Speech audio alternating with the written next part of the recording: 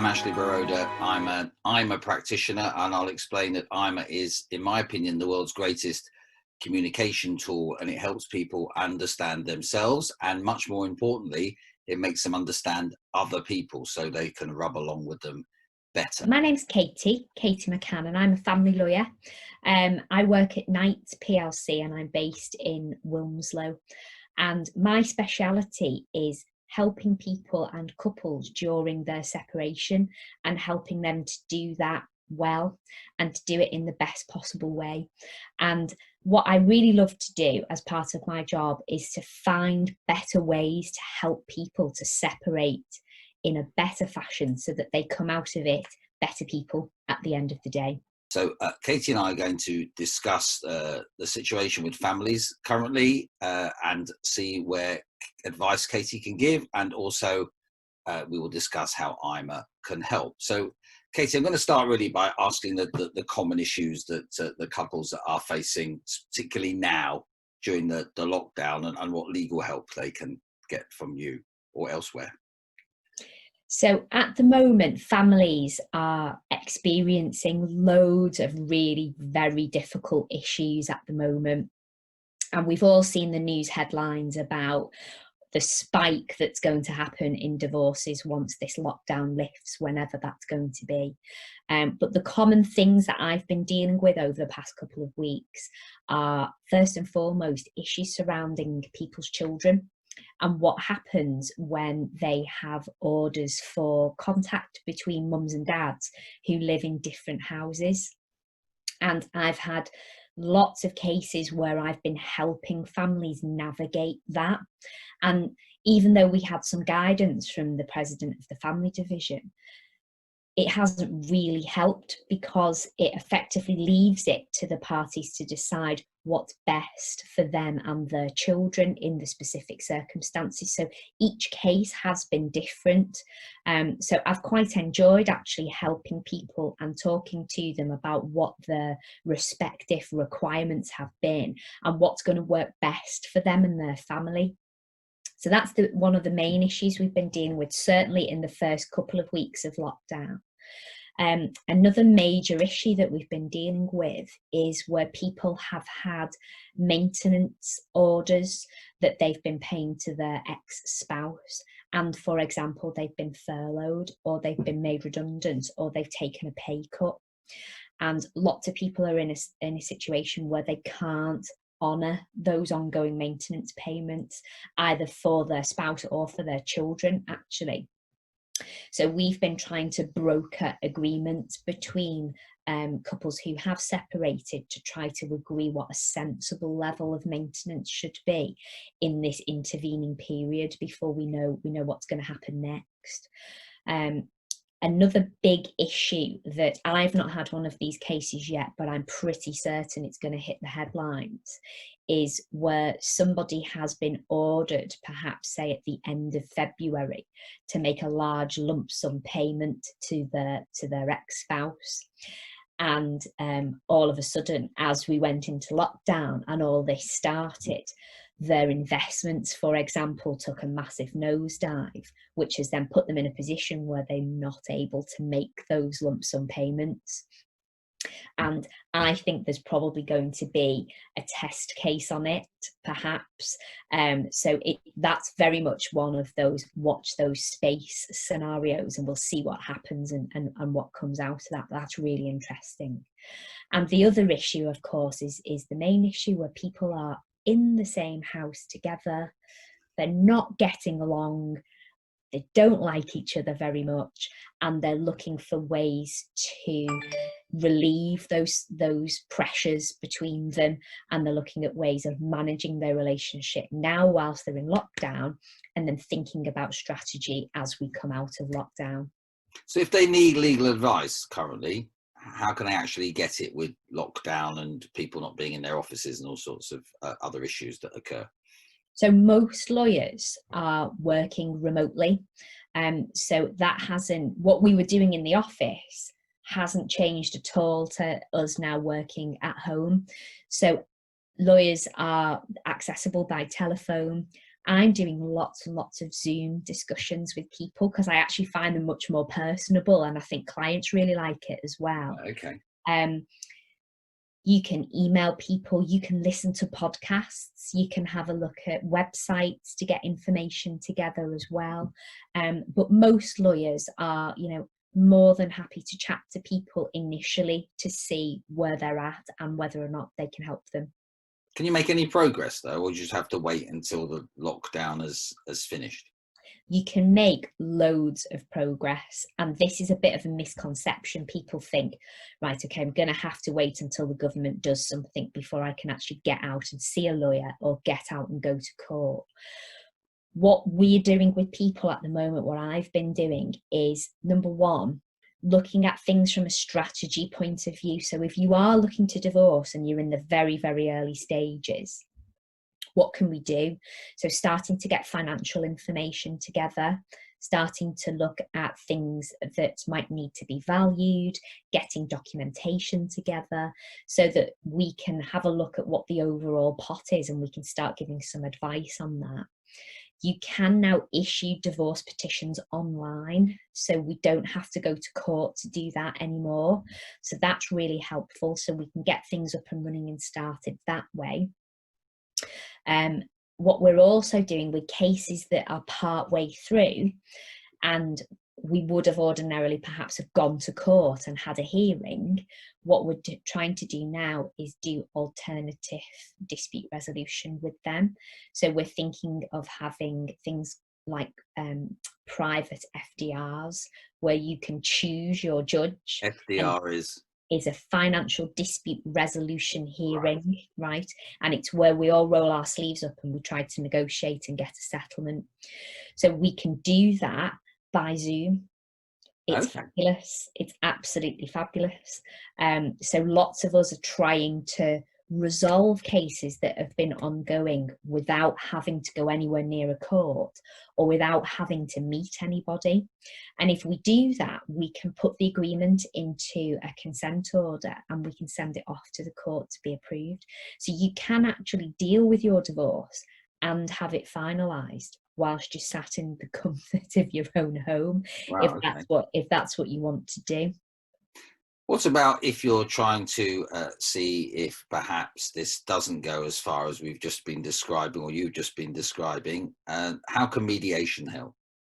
So mediation is a wonderful tool in family breakdown, and I am a massive fan of it, and I will always try, if the circumstances are right, to assist people to try that first before they do anything else.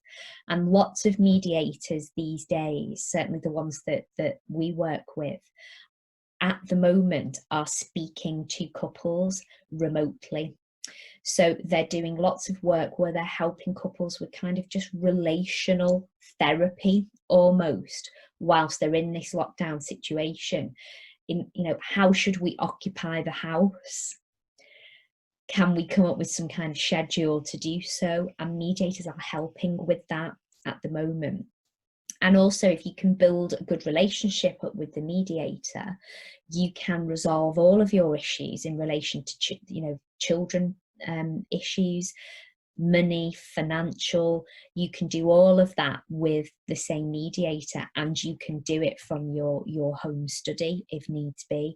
So mediation is, especially right now, and especially if people are looking to keep legal fees down as well, using a mediator is a fantastic tool. Brilliant. Good. That probably gives us a link perhaps to IMA, because we can see how that will work with mediation. So how does IMA work with family mediation in particular? So IMA is looking at, we are, all of us, the whole world, are one of four styles of people. Half the world is assertive, half the world is non-assertive, half the world are self-contained, independent thinking, and the other half are open. So which two of those four things decides your style in IMA? And they are color-coded: red, yellow, green, and blue, and it's quite familiar to people who do psychometric tests. But the thing about IMA is that it's neither psychometric or a test. So it is just understanding where you stand, how you communicate, your comfort zone, all your skills, all the things you do really well. But it makes you relatively predictable in how you're going to communicate, so people can know how to best work with you. Whereas if they communicate in their own language, in their own style, which is different from yours, you're more likely to clash. And if you remove that, that helps. So I know that family mediators around the country have used IMA. And IMA is, as I say, it doesn't have a test. It has a questionnaire that's only got 10 questions and only has options A or B for each. So it's very, very easy to do. And then they send that out to people in advance. And then they can tell before they come and meet the couple where the problem might lie. And quite often it's staring them right in the face based on their IMA color. But the beauty about IMA is it depersonalizes it. So if it's so we have high red, high yellow, high green, high blue. The reason they're high colors is we're all a blend of all four, but we have one dominant color, the one that we'll always reset to. But it's possible that you have two colors, say like a high red and high blue, who are likely to clash because they have no commonality between them. And therefore that's the starting point. But rather than talking about person A and person B and all their foibles, you're talking about this is how high reds communicate, this is how high blues communicate, and this is what you're likely to do in these situations, and this is how you're definitely going to communicate to each other. And immediately couples see it, recognize it in themselves, recognize it in each other, which is the key thing about IMA, laugh about it a little bit, and it gives them a nice starting position. So can the whole family use IMA, or is it just for couples?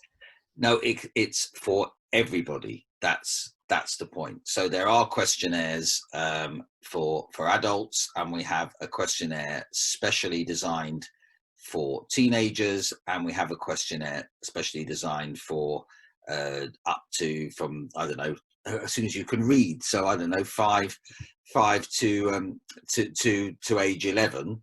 And therefore, actually, you can get the whole family's IMA colours, which helps enormously, because even with your own kids, they might be the same as you or the same as your partner, or have one that's like neither of you. But it starts to make you understand why people communicate the way they do, makes you much more understanding, much more tolerant, and then will allow you to change your communication to be like theirs as opposed to like yours if it's not the same.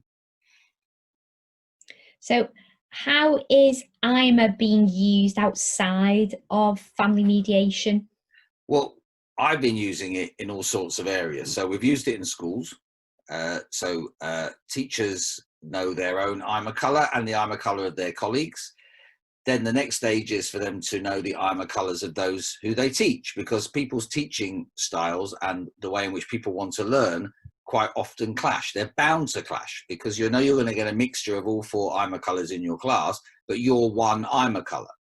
So you can imagine that if you're one style, very open, assertive, like to be funny and do very creative things and be very loud, someone who's at the opposite side of that is going to find that really very annoying, and therefore isn't going to communicate. So the idea is to start working out how you can prepare the way you teach for all those people, but most importantly, identify, this is why I find that this particular kid in my class doesn't like me, or that's how it's perceived, or I don't get on with them, and it will be because of the fact their communication styles are completely different. And the next thing we really want to do then is spread it to the parents so they can take it home as well. But we're 12 months into a project, and we've gone a long way, far quicker than I'd imagined. So, but we're not all the way there, but we will be soon. We use it in, I've used it in the McDonald's franchise, so that all the right people are in all the right places, so that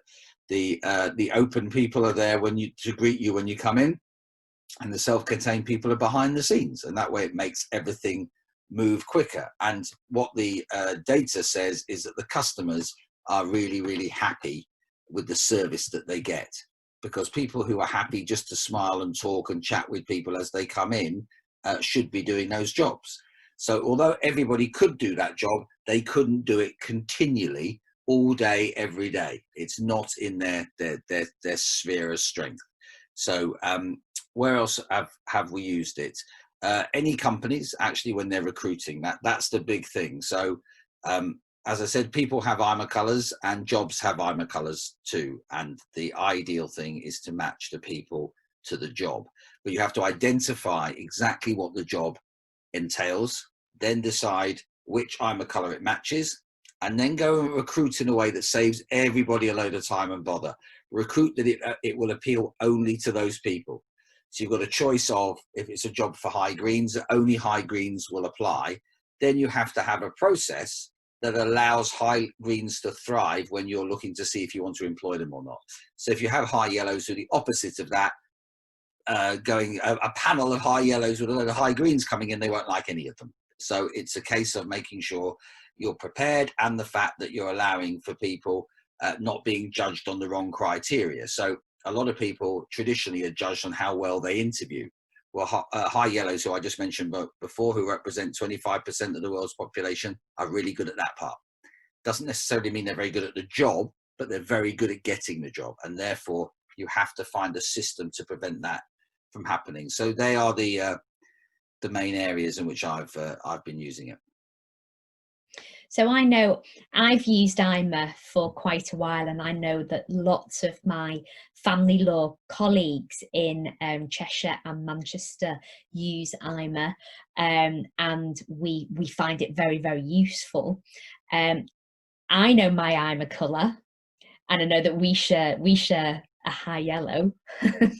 How can anyone who's listening to this find out what their IMA colour is? If they go onto my website, ashleyboroda.com, they can then click on my IMA questionnaire. It will take them, and they can then answer. And they will get, once they've answered the question, with about 3 seconds, they get the answer to tell them. Not only that, they get told, congratulations, you are a high green, high blue, high yellow, high red, and then explain exactly what that means.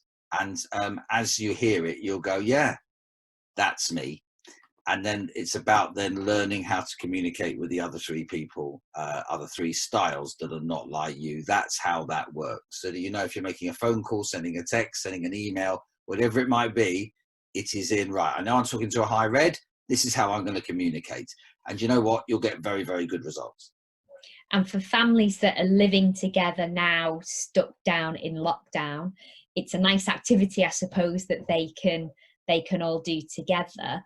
But it's something that might help people in these circumstances right now to be able to get along a little bit better.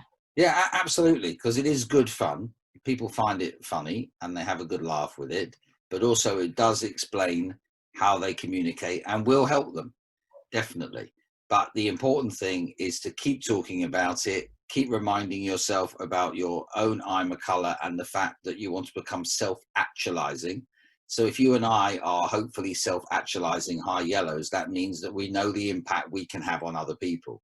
So we can draw ourselves in. But the idea then is we're okay when we're with each other because we just carry on as usual. But when we're with high greens or high reds or high blues, we have to adapt, modify and adapt the way in which we communicate. And then better things happen.